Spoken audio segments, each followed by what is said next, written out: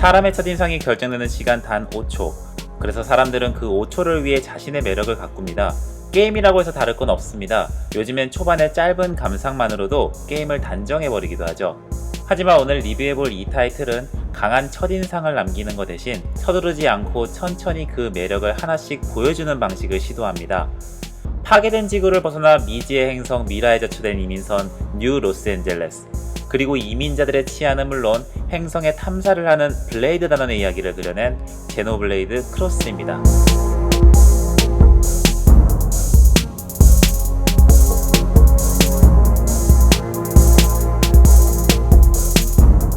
행성의 탐사라는 컨셉처럼 이 게임의 무대는 오픈월드로 제작되었습니다.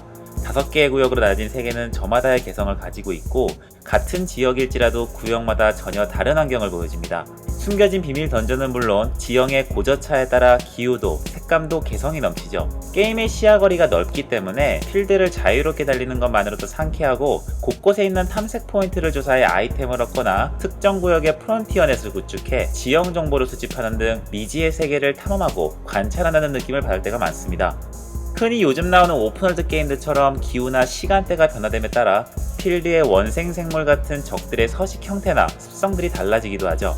그리고 이런 기상효과에 따라 플레이어의 특정 속성 공격이 상승한다든지 지속적으로 체력이 떨어진다든지 하는 효과가 발생하는 등 이 행성의 생태계와 환경에 플레이어는 직간접적으로 영향을 받게 됩니다.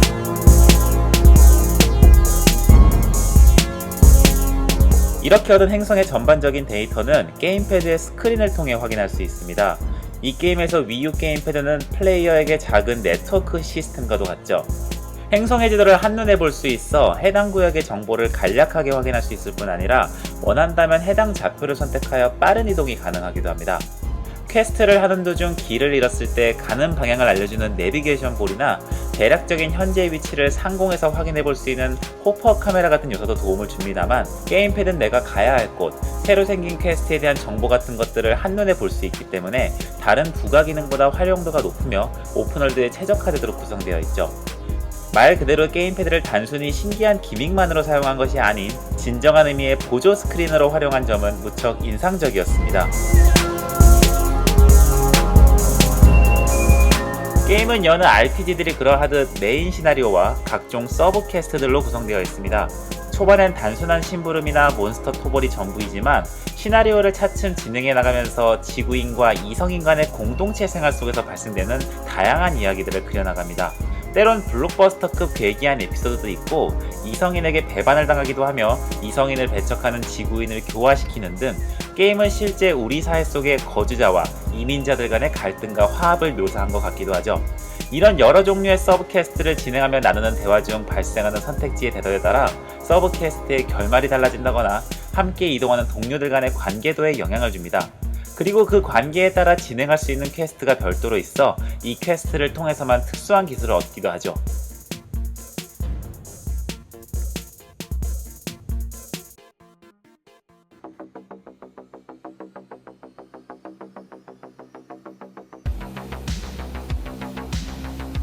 동료들 간의 관계는 게임 전체를 통솔하는 장치로 활용됩니다.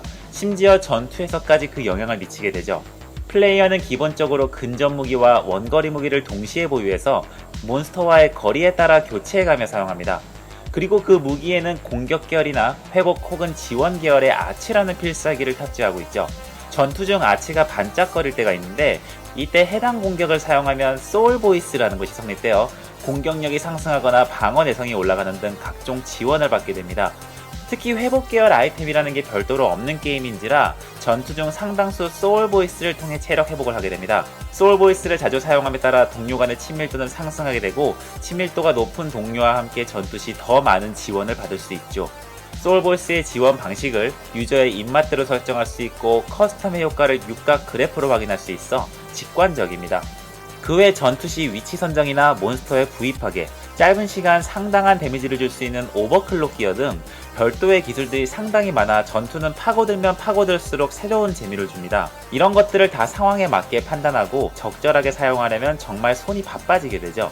여기에 무기 종류도 다양하고 그에 따른 아츠 레벨도 올리고 캐릭터 외에 로봇의 무기나 장비를 별도로 만드는 등 게임은 정말 할 것 투성이죠. 거기에 심리스 멀티플레이 요소도 포함이 되어 있습니다. 게임을 시작하면 32명의 유저가 한데 어우러진 스쿼드라는 곳에 포함됩니다. 스쿼드를 통해 필드 내 아이템이나 적들에 대한 정보를 함께 공유할 수 있고 전투 후 얻은 전리품을 다른 플레이어에게 줄 수도 있죠. 그리고 이 스쿼드 내에 주어진 공동의 목표를 각자 게임을 하며 진행하며 상황을 공유합니다. 만약 조건에 맞는 미션을 달성하게 되면 블레이드 홈의 오퍼레이트를 통해 마치 몬스터 헌터처럼 스쿼드 퀘스트라는 협력 멀티플레이를 할 수도 있습니다. 멀티플레이를 통해 함께 퀘스트를 진행하고 시나리오에 등장하지 않았던 월드 에니미를 사냥하는 것은 상당히 즐겁고 재밌습니다. 또한 본거지나 필드에 넓게 펼쳐 있는 다른 플레이어를 내 동료로 포함시켜 함께 사냥을 하거나 퀘스트를 진행할 수도 있죠. 물론 오프라인으로 하여도 즐기는데 지장은 전혀 없습니다. 상시 온라인이란 시스템이 때론 사생활을 간섭받는 기분이 들기도 하니까요.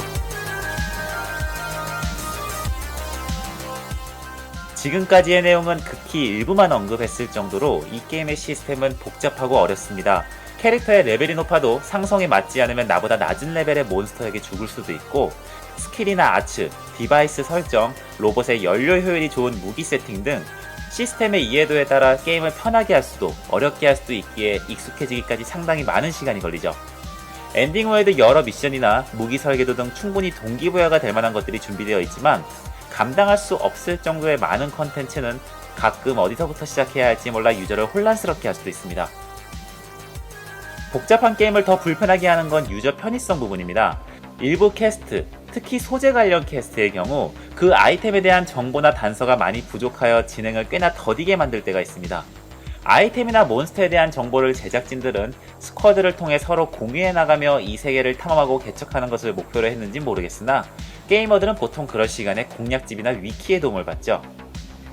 개인적으로는 시나리오의 게임 템포가 조금 아쉬운 부분입니다. 감정이입이 잘 되지 않는 인형 같은 캐릭터의 모델링에 잔잔하게 흘러가는 스토리 영상은 유저들을 계속 게임에 붙잡을 수 있을 정도의 매력은 끌지 못하죠. 게임을 진행하면 할수록 즐길 것들이 계속해서 늘어나고 시나리오도 박진감 있게 흘러가 점점 더 재밌어지지만 초반은 세계관이나 시스템을 설명하는 것에 치중되어 있어 복잡한 시스템을 숙지하는 것만으로도 유저가 금방 지쳐버릴 수 있습니다. 그러다 보니 조금 지겹다라는 느낌도 받을 수 있죠. 물론 RPG가 천천히 게임을 익혀가며 진행하는 장르고 모든 게임이 블록버스터급 연출을 표방할 필요는 없지만 스카이림이 초반부터 불을 뿜는 용을 등장시킨 건 유저에게 게임을 계속 잡을 수 있게 만든 동기부여였다는 것 역시 생각해봐야 될 부분일지도 모르겠네요.